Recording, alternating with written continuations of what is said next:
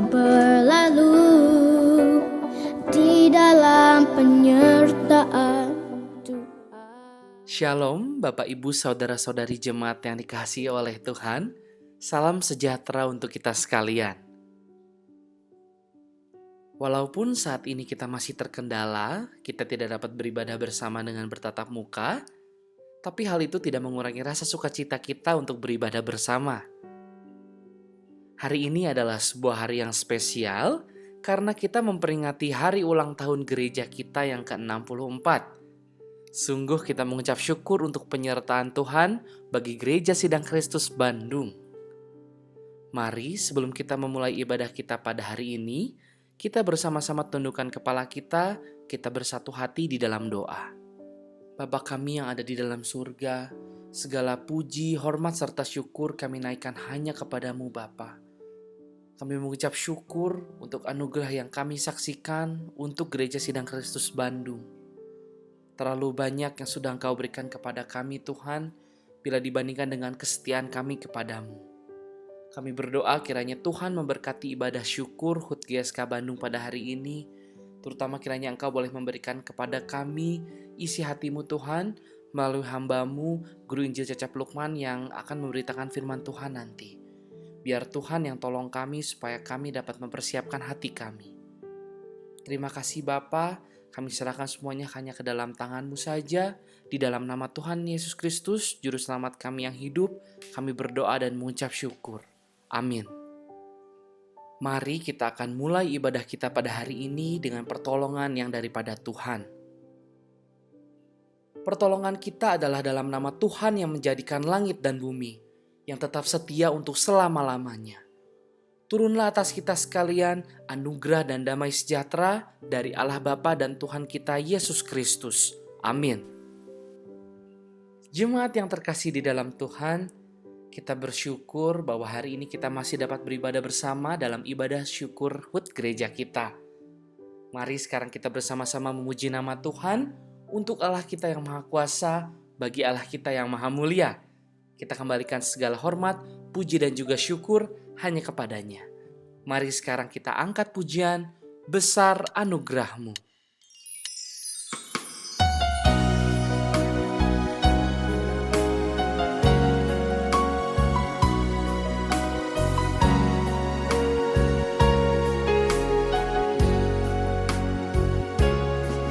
Ku ada sebagaimana ku ada, berdiri menghadap tahta-Mu Bapa.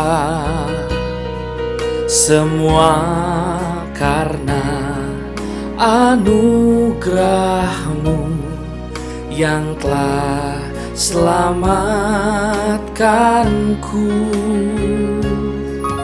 Ku hidup dalam segala kelimpahan, ku layak untuk melayani Tuhan.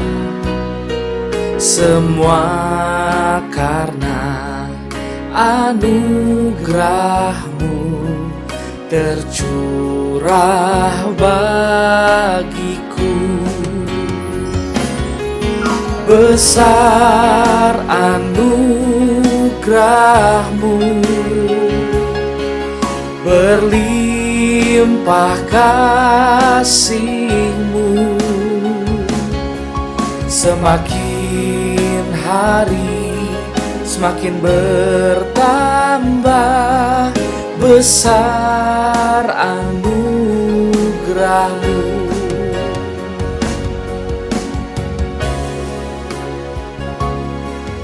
Ku ada sebagaimana ku ada, berdiri menghadap tahta-Mu Bapa.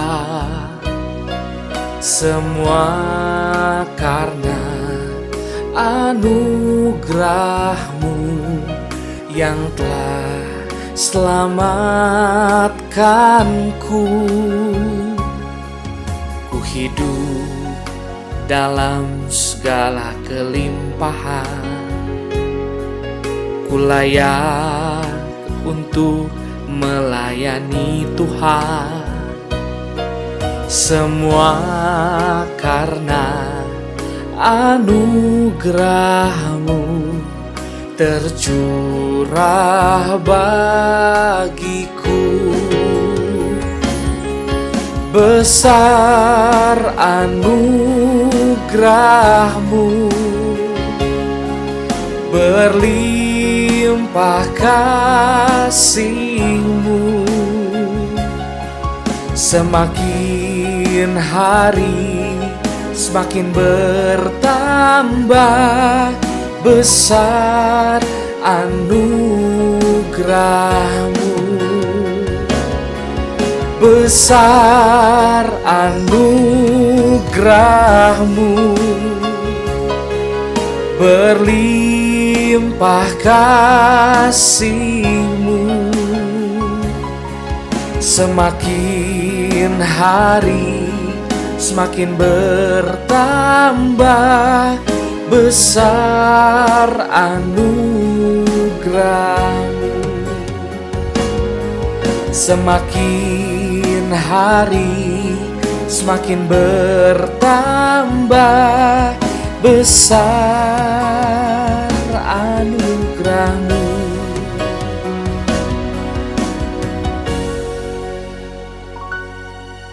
Jemaat yang terkasih, mari sekarang kita akan bersama-sama membuka Alkitab kita. Kita akan membaca pembacaan Alkitab kita hari ini yang terambil dari kitab Mazmur, pasal 31, ayat 1 sampai dengan ayatnya yang ke-9.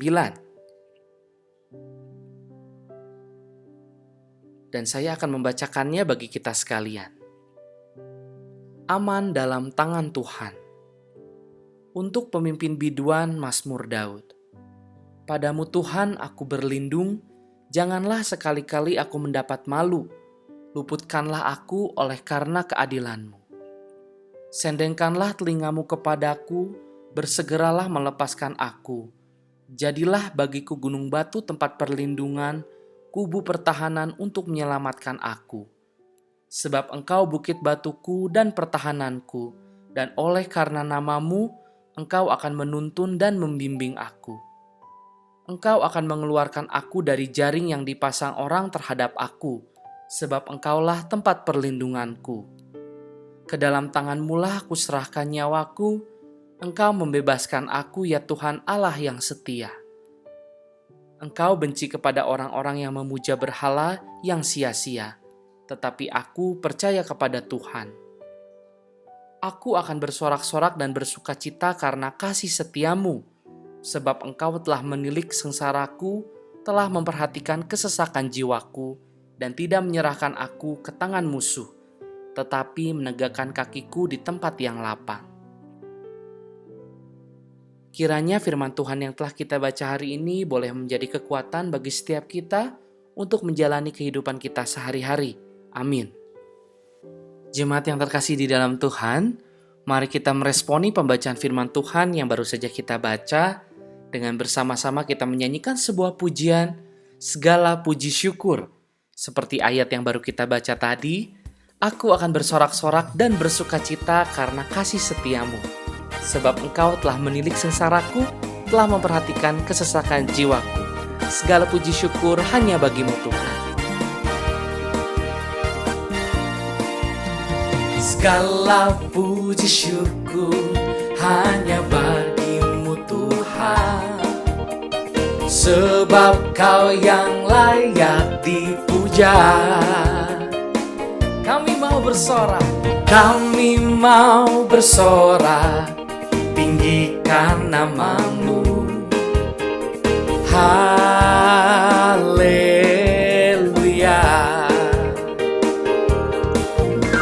Soraklah haleluya, soraklah haleluya, haleluya.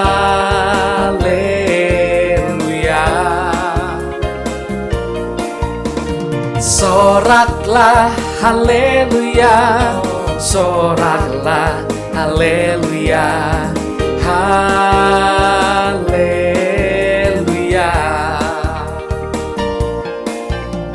Segala puji syukur hanya bagimu Tuhan, sebab Kau yang layak dipuja.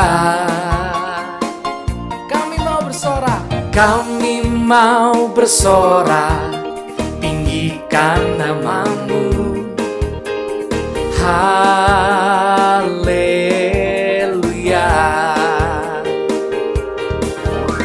Soraklah haleluya, soraklah haleluya, haleluya.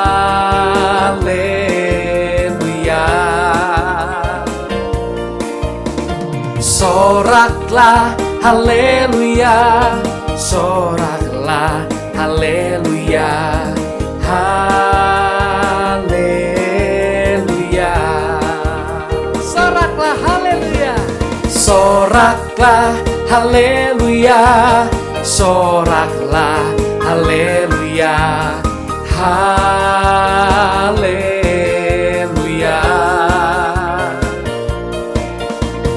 Soraklah haleluya, soraklah haleluya, haleluya,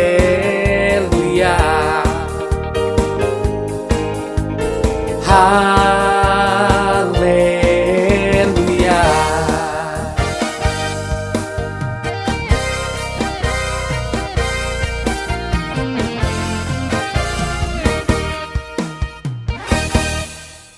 Mari sekarang saya undang jemaat sekalian untuk bangkit berdiri.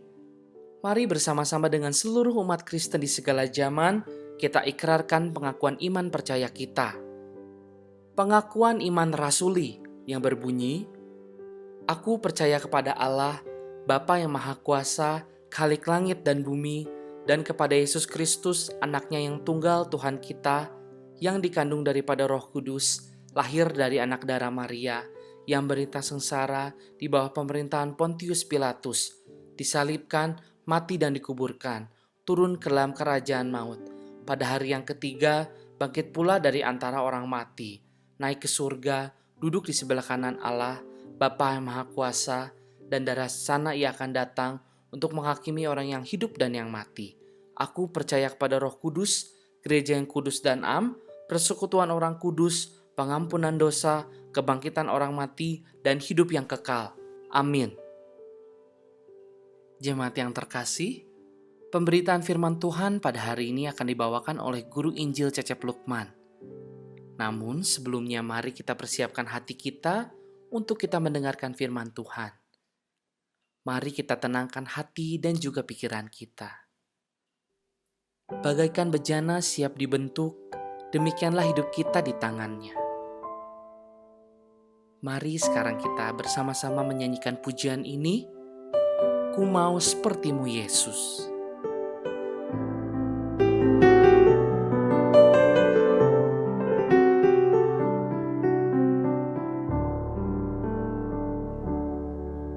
Bagaikan bejana siap dibentuk, demikian hidupku di tanganmu. Dengan urapan kuasa Roh-Mu, ku dibaharui selalu.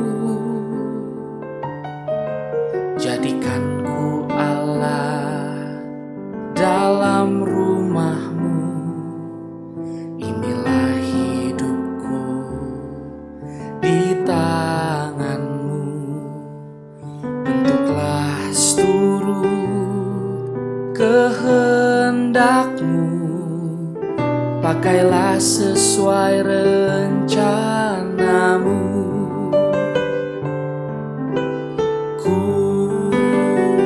Mau sepertimu Yesus, disempurnakan selalu dalam segenap jalanku, memuliakan nama-Mu. Ku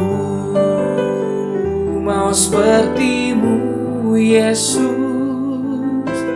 disempurnakan selalu dalam segenap jalanku,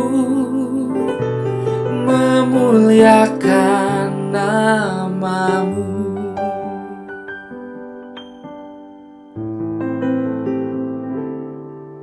Bagaikan bejana siap dibentuk, demikian hidupku di tanganmu. Dengan urapan kuasa rohmu, ku dibaharui selalu. Jadikanku Allah dalam rumahmu, inilah hidupku di tanganmu. Bentuklah seluruh kehendakmu, pakailah sesuai rencanamu.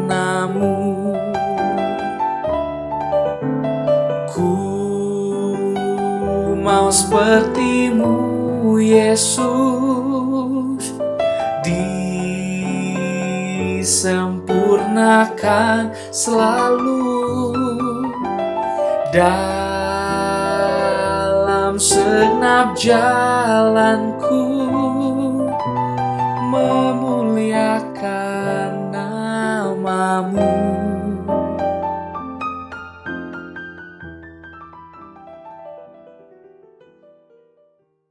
Selamat pagi jemaat yang dikasihi Tuhan. Sebelum kita memulai pemberitaan firman Tuhan, saya ingin mengucapkan selamat ulang tahun kepada gereja kita, kepada seluruh jemaat. Ulang tahun kita yang ke-64. Kita bersyukur karena Tuhan sudah menyertai gereja ini sudah cukup lama dan tetap akan menyertai kita. Sebelum kita membaca firman Tuhan, mari kita berdoa. Bapa di surga, kami mohon segala berkat dan anugerah-Mu supaya firman Tuhan yang kami baca, kami renungkan, kami juga laksanakan di dalam hidup kami sehari-hari. Kami mohon segala berkat dan anugerah-Mu Bapa dalam nama Tuhan Yesus, Juru Selamat dan Penebus kami yang hidup. Amin. Saudara-saudara, mari kita membaca firman Tuhan diambil dari Kisah Para Rasul pasal yang kedua, ayat yang ke-41 sampai dengan 47. Orang-orang yang menerima perkataannya itu memberi diri dibaptis, dan pada hari itu jumlah mereka bertambah kira-kira 3.000 jiwa. Mereka bertekun dalam pengajaran rasul-rasul dan dalam persekutuan, dan mereka selalu berkumpul untuk memecahkan roti dan berdoa. Maka ketakutanlah mereka semua, sedang rasul-rasul itu mengadakan banyak mujizat dan tanda.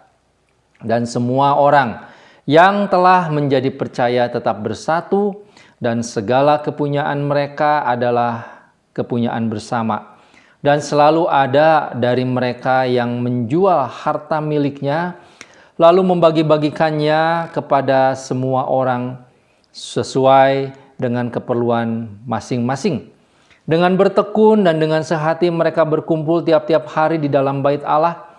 Mereka memecahkan roti di rumah masing-masing secara bergiliran dan makan bersama dengan gembira dan dengan tulus hati, sambil memuji Allah, dan mereka disukai semua orang, dan tiap-tiap hari Tuhan menambah jumlah mereka dengan orang yang diselamatkan.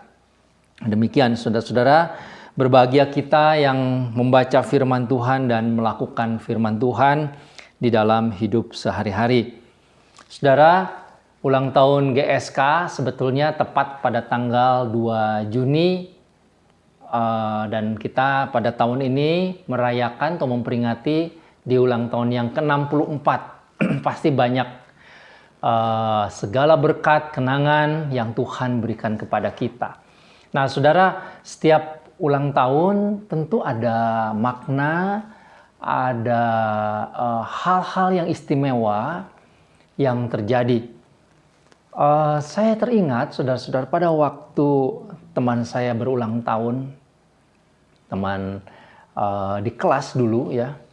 Waktu itu kami sudah kelas 3 SMA, sudah akan selesai SMA, dan waktu itu seperti sebuah perpisahan juga ulang tahun itu. Jadi, saudara-saudara, pada waktu itu di acara ulang tahun si ayah ini berpesan.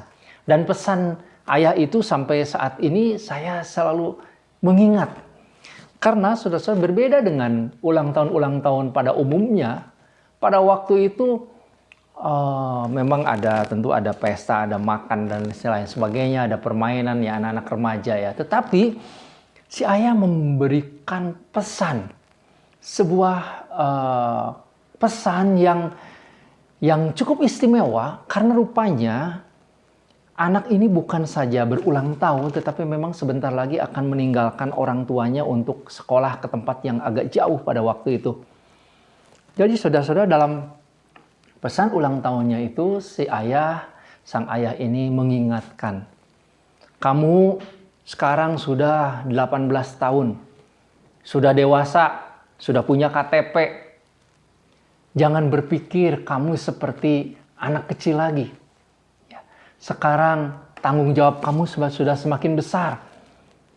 Kamu punya tugas-tugas yang semakin banyak dan semakin luas. Maka harus ingat, katanya, kepada jati dirimu. Siapa kamu? Ya, kamu berasal dari mana? Lalu kamu harus melakukan tugas-tugas kamu seperti kebiasaan kita sebagai sebuah keluarga. Ya, saya tidak mau menyebutkan dia dari suku apa. Saudara, memang ini mungkin menjadi tradisi dari keluarga itu.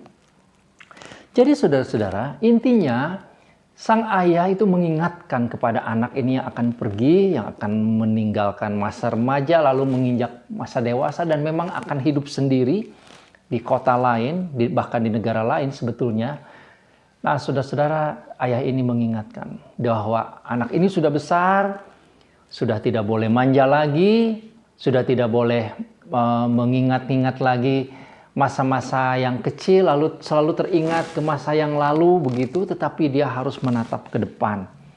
Saudara-saudara, saya pikir apa yang menjadi pesan si ayah ini cukup baik juga untuk kita renungkan di ulang tahun kita gereja ini yang ke-64. Saudara, jangan membandingkan ya usia 64 gereja dengan usia 64 manusia. Tentu berbeda, kita tidak adil untuk membandingkan begitu. Jadi jangan mengatakan, wah 64 sudah tua begitu ya. Tentu saja tidak, saudara. Menjadi manusia usia 64 mungkin sudah kakek-kakek ya. Tetapi sebagai organisasi tidak bisa kita mengatakan demikian. Nah, namun demikian, saudara, memang gereja kita 64 tahun itu bukan muda juga, atau bukan anak-anak juga. Kita sudah melewati perjalanan hidup yang sebagai komunitas, sebagai jemaat itu sudah sangat panjang. Nah, sebagaimana ilustrasi yang tadi saya sampaikan, saudara-saudara, saya pikir ada baiknya kita juga untuk melihat kepada diri kita sebagai jemaat. Saudara-saudara, kita bukan jemaat baru. Kita ini bukan jemaat yang baru Tuhan lahirkan, hadirkan di kota Bandung ini. Ya, kita sudah melewati masa-masa yang cukup panjang. Sehingga saudara, kenangan-kenangan, romantisme-romantisme di masa lalu, meskipun itu sebagai kenangan yang indah, sebaiknya itu tidak lagi menjadi sesuatu yang sangat penting dalam hidup kita. Biarlah itu sebagai kenangan yang indah. Kita mengingat segala berkat Tuhan sepanjang hidup gereja ini. Tetapi saudara, yang penting adalah kita melihat siapa jati diri kita sebagai gereja. Lalu kemudian menatap ke depan. Itu yang penting. Sebab ke depan kita masih punya tugas. Masih ada tanggung jawab. Perjalanan masih sangat panjang. Masih ada generasi-generasi baru yang akan dihasilkan. Dan selama gereja ini Tuhan berikan kesempatan, Tuhan perkenan untuk terus bertumbuh, maka ini menjadi tanggung jawab kita. Nah, saudara-saudara, apa yang paling penting sebetulnya dalam hal kita memahami tugas-tugas dan fungsi serta tanggung jawab kita sebagai gereja? Nah, saudara, melalui pembacaan Alkitab di Kisah Para Rasul pasal 2 ini, saya ingin mengajak kita untuk mereview kembali, melihat kembali tanggung jawab yang sangat mendasar, yang menjadi visi dari gereja, atau juga yang menjadi tujuan dari gereja. Hadirnya gereja di dalam dunia ini yang menjadi pokok utama aktivitas gereja di dalam dunia ini. Saudara-saudara, kisah cara hidup jemaat yang pertama ini adalah menjadi contoh satu-satunya gereja ideal. Memang sesudah jemaat mula-mula, gereja berkembang di dalam konteks politik tertentu, nanti sudah ratusan tahun kemudian melebar ke seluruh dunia, tentu ada banyak hal pergumulan yang terjadi. Karena itu saudara, pada bagian ini sebagai bagian yang paling awal dari jemaat mula-mula, ini memang adalah contoh yang ideal. Dan kita selalu mengacu kepada contoh yang ideal ini. Nah, apa yang terjadi kepada jemaat mula-mula? Yang pertama, saudara-saudara, orang-orang pada waktu itu yang menerima perkataan Petrus, khotbah Petrus itu bertambah jumlahnya menjadi 3.000 jiwa. Jadi kota Yerusalem yang tadinya orang yang percaya kepada Yesus sekitar 120 orang, pada waktu itu dalam waktu sehari 2 hari menjadi 3.000 orang lebih jumlahnya. Dan ini menjadi sebuah komunitas yang baru. Memang ini adalah pekerjaan Roh Kudus. Gereja hadir di dalam dunia dipimpin oleh pimpinan Roh Tuhan. Nah, saudara, apa yang dilakukan oleh komunitas ini? Yang 3.000 orang ini, saudara-saudara.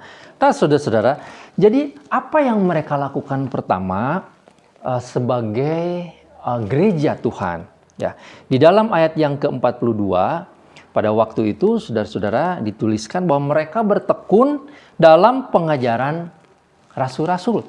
Nah, saudara, pada waktu itu kita harus sadari gereja belum mempunyai kitab suci yang tertulis, ya. Baru ada perjanjian lama, tetapi perjanjian baru belum tertulis. Sehingga mereka harus mendengarkan pengajaran dari para rasul. Tentu saja, saudara-saudara, para rasul itu mengetahui perjanjian lama. Ya, tetapi perjanjian lama sekarang yang sudah diterjemahkan, yang sudah dimengerti dari sudut perjanjian baru atau sudut gereja yang baru, yaitu yang utama adalah siapa Yesus dan apa yang Tuhan Yesus lakukan di dalam kehidupan manusia, ya, yaitu mati disalibkan, bangkit lagi, lalu kemudian dia naik ke sorga, duduk di sebelah kanan Allah untuk satu waktu nanti akan datang kembali. Nah, itu pokok ajaran. Dan orang-orang pada waktu itu bertekun, saudara, ya. Artinya mereka sungguh-sungguh belajar. Mereka sungguh-sungguh ingin tahu kebenaran firman Tuhan. Mungkin para rasul pada waktu itu berjalan, berkeliling. Mungkin pada waktu itu para rasul juga mengadakan pertemuan-pertemuan pengajaran itu di sinagog-sinagog, bisa jadi, saudara.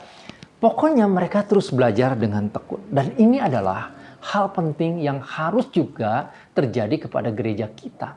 Saudara-saudara, gereja ini terdiri dari jemaat-jemaat yang belajar firman Tuhan. Orang-orang yang seharusnya memahami firman Tuhan. Jadi, bagaimana saudara kita bisa tumbuh menjadi gereja yang berkembang, bukan dari segi jumlah maksud saya, tapi bertumbuh sehat sebagai gereja, kalau kita tidak mendapatkan suplai makanan rohani dari Tuhan, yaitu kebenaran firman Tuhan. Dan makanan rohani ini, firman Tuhan ini, saudara-saudara, harus kita baca, kita renungkan, kita praktekkan, kita pahami, kita praktekkan dalam hidup. Dan itu menjadi sebuah tugas atau menjadi sebuah kegiatan kita hari demi hari. Barulah kita bisa bertumbuh. barulah kita bisa menjadi gereja yang sehat. Tidak ada satupun jemaat yang sampai melalaikan hal ini seharusnya. Nah saudara, saat ini kita bisa belajar firman Tuhan dengan cara yang sangat-sangat mudah. Yang penting mau. Ya. Sebab saudara, kalaupun misalnya mengalami kesulitan dalam hal membaca, saudara masih bisa mendengar, masih bisa menonton. Ya, ada banyak sekali pengajaran-pengajaran firman Tuhan. Memang kita harus hati-hati, saudara, karena banyak juga pengajaran yang sesat atau pengajaran yang terlalu menekankan satu dua hal tapi mengabaikan hal-hal yang pokok. Memang. Nah, tetapi pengajaran yang sehat juga banyak. Ya, dari gereja kita ada PA, ada banyak hal yang disampaikan atau diajarkan kepada jemaat. Jadi saudara-saudara yang dikasihi Tuhan, marilah kita mulai kembali bertekun. Inilah salah satu yang utama, yang pokok, yang harus terjadi kepada gereja. Hal yang kedua, saudara-saudara, dikatakan di dalam ayat yang ke-42, mereka berkumpul untuk memecahkan roti dan berdoa. Nah, pada bagian ini, saudara-saudara, mereka bukan hanya belajar, tetapi mereka beribadah. Ya, pemecahan roti itu kalau mungkin pada saat ini semacam ekaristi atau perjamuan kudus, ya. Jadi saudara, ada ibadah-ibadah formal yang mereka juga lakukan. Ya, walaupun tidak ada gedung gereja pada waktu itu, mungkin di rumah-rumah, tetapi mereka melakukan ibadah. Lama-lama memang di dalam sejarah gereja kita mengetahui para bapak gereja lalu kemudian memformalkan, ya, memformulasikan ibadah yang baku. Ada liturginya seperti yang kita warisi pada saat ini. Ya, ada nyanyian, ada pembacaan Alkitab, gitu ya. Ada juga pengakuan dosa, pengakuan iman dan lain sebagainya. Ada doa-doa khusus yang disampaikan. Jadi saudara-saudara, ibadah bersama itu sangat penting.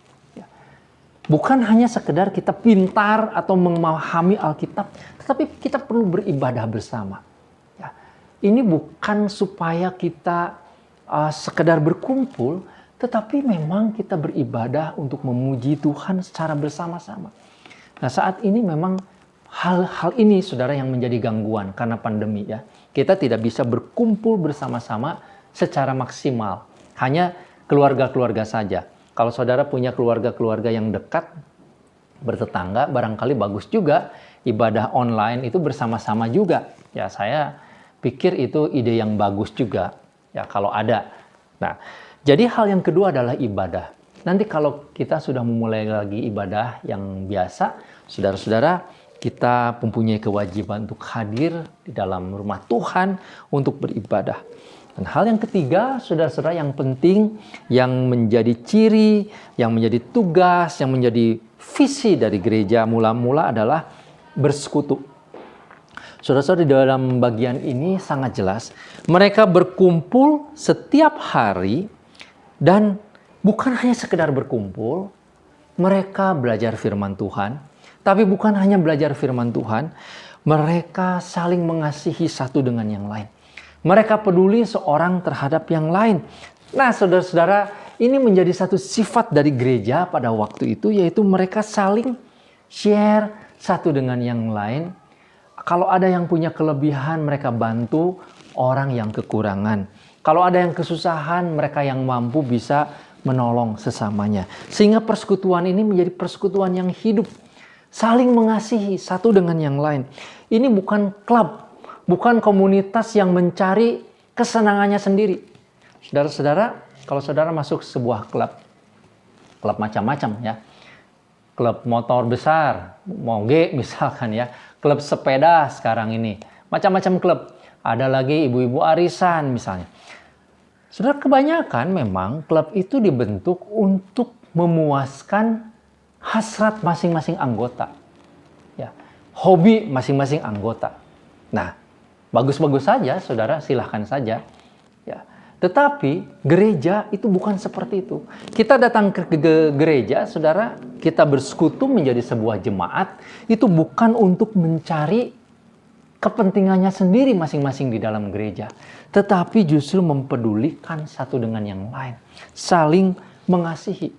Saudara-saudara, di dalam Alkitab Perjanjian Lama dan Perjanjian Baru, intisari dari perintah Tuhan itu apa? Yaitu mengasihi Tuhan Allah dan mengasihi sesama. Apalagi di dalam komunitas gereja. Jadi saling mengasihi itu saudara-saudara sebuah sebuah gaya hidup, sudah menjadi DNA-nya gitu ya. Kalau bahasa anak-anak sekarang, sudah menjadi sifat dari gereja. Nah, hal yang terakhir saudara-saudara pada bagian ini yang perlu kita ingatkan, yaitu mereka bukan hanya belajar firman Tuhan, beribadah, dan menunjukkan kasih seorang kepada yang lain sebagai komunitas yang baru, tetapi saudara mereka juga memberitakan Injil kepada orang lain yang di luar komunitas mereka. Sehingga dampaknya apa? Di dalam 47 ayat ini mengatakan tiap-tiap hari Tuhan menambah jumlah mereka dengan orang yang diselamatkan. Memang jumlah orang yang diselamatkan itu adalah pekerjaan Tuhan. Tuhan yang menambahkan. Tetapi Tuhan memakai orang-orang ini untuk mencari orang-orang yang tersesat, orang-orang yang berdosa. Pasti begitu, saudara. Ya, selain kesaksian mereka, hidup mereka, gaya hidup mereka yang baru, yang membuat orang lain tertarik, tetapi pasti mereka juga memberitakan, menyampaikan apa yang terjadi dengan kehidupan mereka. Kenapa mereka bisa bersuka cita? Mengapa mereka mendapatkan damai di dalam hati mereka? Jadi, saudara-saudara, mereka pergi memberitakan Injil. Nah, melalui bagian firman Tuhan ini, saudara, jadi kita mendapatkan 4 hal yang penting yang menjadi dasar dari visi gereja. Dan saya pikir inilah yang harus kita ingat kembali bagi gereja kita yang sudah berusia 64 tahun. Saudara-saudara, saya yakin keempat hal ini di masa lalu oleh para perintis gereja kita, juga oleh para hamba Tuhan dan majelis dan seluruh jemaat pada waktu itu juga sudah dilakukan dengan berbagai cara. Ya. Pertama, kita belajar firman Tuhan dengan berbagai cara, saudara. Saat ini kita punya kesempatan lebih banyak untuk belajar firman Tuhan, memahami dan mempraktekkan firman Tuhan. Yang kedua, kita beribadat kepada Tuhan. Ya. Yang ketiga, kita menjadi komunitas yang saling mengasihi, hidup di dalam persekutuan yang saling mengasihi. Dan yang keempat, gereja yang misioner yang mengabarkan Injil, mencari jiwa orang-orang yang tersesat untuk datang kepada Tuhan. Nah, saudara-saudara, keempat hal ini yang penting bagi kita di perayaan atau peringatan ulang tahun. Mari saudara kita kembali bersemangat, kita kembali mengingat saat ini kita sudah berusia 64, sudah cukup dewasa. Kita tidak perlu lagi mengenang kepada masa lalu yang indah di awal-awal. Biarlah itu menjadi kenangan yang penuh dengan ucapan syukur, tetapi kita sebagai gereja yang sudah dewasa, kita harus menyambut tantangan atau menghadapi tantangan ini saudara-saudara dengan hati yang percaya kepada Tuhan. Dan Tuhan mengingatkan hari ini ada 4 hal yang harus kita jalankan lagi, yang harus kita ingatkan, yang harus kita kerjakan lagi supaya gereja kita bertumbuh. Ada masanya memang saudara-saudara kita mungkin mengalami masa-masa yang sukar seperti rumah tangga atau seperti kita sebagai pribadi, ya ada gelombang lah, ada persoalan, ya ada dinamika. Tetapi nanti juga ada masanya kita berkembang lagi. Karena itu saudara, marilah kita bersama-sama membangun kembali gereja kita. Tuhan sudah menempatkan saudara di gereja ini. Ya sudah.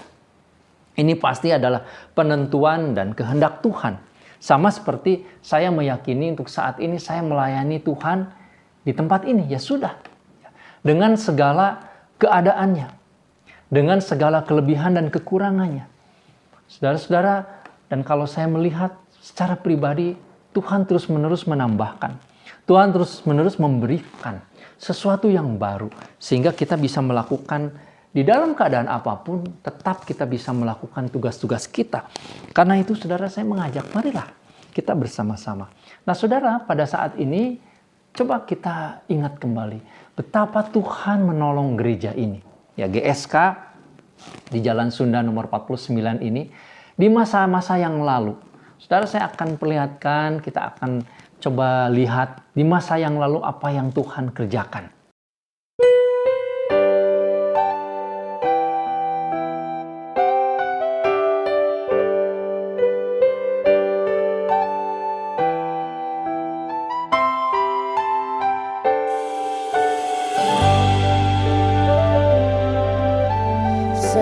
tahun lagi telah berlalu di dalam penyertaan Tuhan.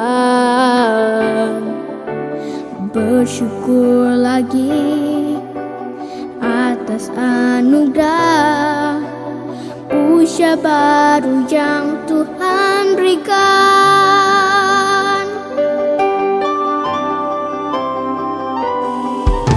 Setahun lagi telah berlalu di dalam penyertaan Tuhan.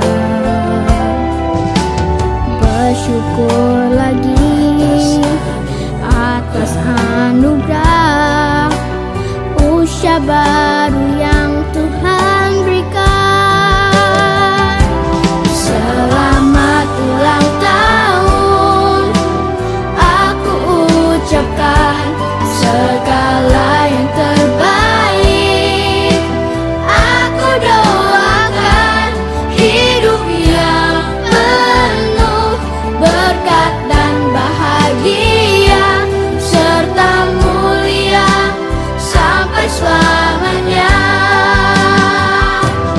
Selamat ulang tahun, aku ucapkan segala yang terbaik. Aku doakan hidup yang penuh berkat dan bahagia serta mulia sampai selamanya.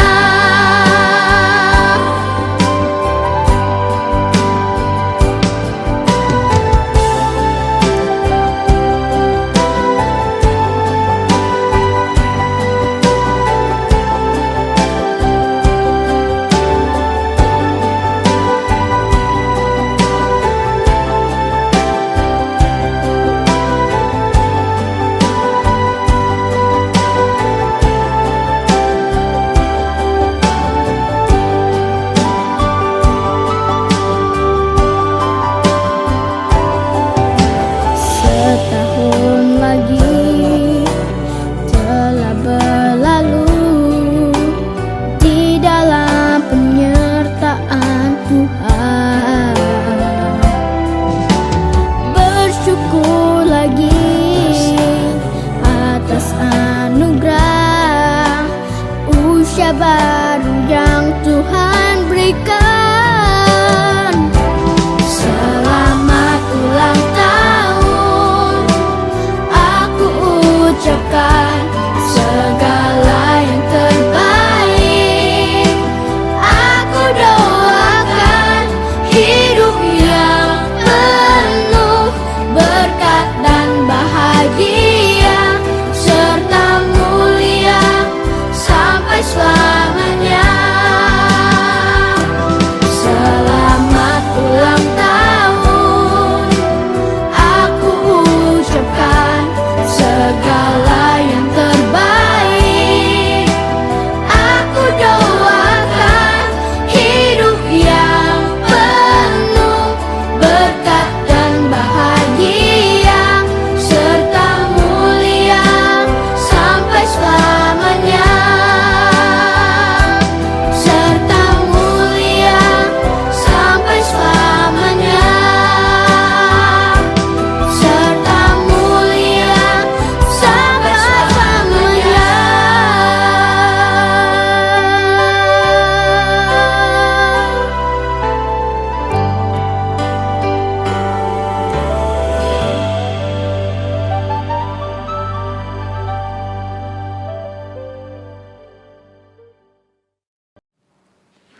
Nah, saudara-saudara, saudara sudah menyaksikan sedikit sekilas ya bagaimana kita melihat di masa yang lalu melalui foto-foto betapa Tuhan berkarya. Dan saya ingin supaya kita juga percaya bahwa Tuhan tetap berkarya di dalam gereja kita saat ini dan saat yang datang. Tuhan memberkati, mari kita berdoa. Bapa di surga, kami mohon anugerah dan penyertaan-Mu. Engkau yang begitu baik kepada gereja ini, kepada jemaat-Mu semua, sehingga kami sudah melewati sampai usia 64. Tuhan, kami berdoa untuk seluruh jemaat. Pada saat ini kalau di antara kami ada yang lemah iman, ada yang kesusahan, ada yang kesulitan, ada yang sakit, bahkan mungkin sedang putus asa. Mari Tuhan, kami mau melihat ke depan kepada pimpinan dan penyertaan Tuhan. Kami mau mengarahkan mata kami kepada pimpinan Tuhan di masa depan. Tuhan, Kau sudah menempatkan jemaat-Mu di tempat ini, biarlah kami boleh bertumbuh di gereja-Mu.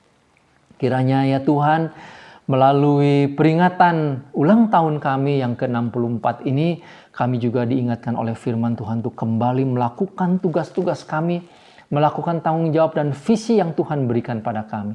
Terima kasih Bapa di surga, berkatilah seluruh jemaat-Mu, kuatkanlah dan teguhkanlah, dan kami mohon anugerah-Mu untuk seluruh jemaat-Mu, juga untuk gereja-Mu ini Bapa. Dalam nama Tuhan Yesus kami berdoa.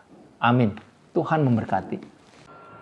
Halo, saya mewakili Komisi Sekolah Minggu mau mengucapkan selamat ulang tahun yang ke-64 buat GSK Bandung. Semoga GSK Bandung semakin dipimpin dan diberkati Tuhan Yesus. Terima kasih. Halo seluruh jemaat, aktivis, penatua, dan hamba Tuhan Gereja Sidang Kristus. Saya selaku Ketua Pemuda Remaja Iktus GSK Bandung mengucapkan selamat ulang tahun yang ke-64. Semoga di ulang tahun yang ke-64 ini Gereja Sidang Kristus bisa semakin bertumbuh dan berkembang imannya dalam Tuhan, dan semakin berbuah-buah agar dapat memberkati lebih banyak orang lagi. Amin. Saya mengucapkan selamat ulang tahun yang ke-64 untuk GSK Bandung. Semoga Tuhan terus memberkati dan menolong kita untuk jadi jemaat yang saling mengasihi, melayani, dan terus berdoa. Semoga masa pandemi ini tidak mengurangi semangat kita untuk menyembah Tuhan, tapi semakin meningkatkan iman kebergantungan kita kepada Tuhan. Terima kasih. Selamat ulang tahun untuk Gereja Sidang Kristus yang ke-64. Bersyukur kita boleh, atau Gereja Sidang Kristus boleh menjadi tempat untuk kita berakar, bertumbuh, dan berbuah di dalam Tuhan. Semoga semakin dan selalu akan menjadi berkat bagi banyak orang, terutama khususnya buat Gereja Sidang Kristus. Biarlah di tahun ini dan tahun-tahun ke depan Tuhan akan terus memelihara jemaat Gereja Sidang Kristus Bandung khususnya. Terima kasih, kiranya Tuhan menyertai dan memberkati kita semua. Amin. 祝贺灵明堂成立64周年纪念，感谢主，64年以来，在主的看护和带领之下，灵明堂仍然照旧发展下去。但愿今后仍然在主的看护和带领之下，神父、长老、执事和各位同工能够以信心彼此配搭、彼此合作，来荣耀神的国度。哈利路亚，阿门。Selamat hari ulang tahun ke-64 tahun GSK Bandung ini. Puji syukur dalam selama 64 tahun tetap dalam pemeliharaan Tuhan, gereja bisa berjalan dengan baik menurut kehendak Tuhan. Semoga selanjutnya tetap dalam pimpinan Tuhan, para hamba Tuhan, majelis, diaken, dan para pekerja dengan iman bisa bekerja sama bahu-membahu untuk memperluas kerajaan Allah. Haleluya, amin. GSK maju terus, GSK hebat, amin. Selamat ulang tahun yang ke-64 untuk GSK Bandung. Tuhan senantiasa memberkati dan menyatakan kehendak-Nya lewat Gereja Sidang Kristus Bandung. Semoga jemaat GSK makin kuat berakar, bertumbuh dan juga berbuah. makin banyak jiwa dimenangkan, dan teruslah menjadi terang dan garam bagi lingkungan dimanapun jemaat GSK Bandung semua berada, dan nama Tuhan terus dimuliakan. Selamat ulang tahun GSK yang ke-64. Terima kasih kepada Guru Injil Cecep Lukman atas firman Tuhan yang telah disampaikan. Biarlah setiap firman yang telah kita dengar dapat menjadi berkat dalam kehidupan kita semuanya. Amin. Dan sekarang saya undang kita sekalian untuk sama-sama bangkit berdiri. Kita akan bersama-sama naikkan doksologi.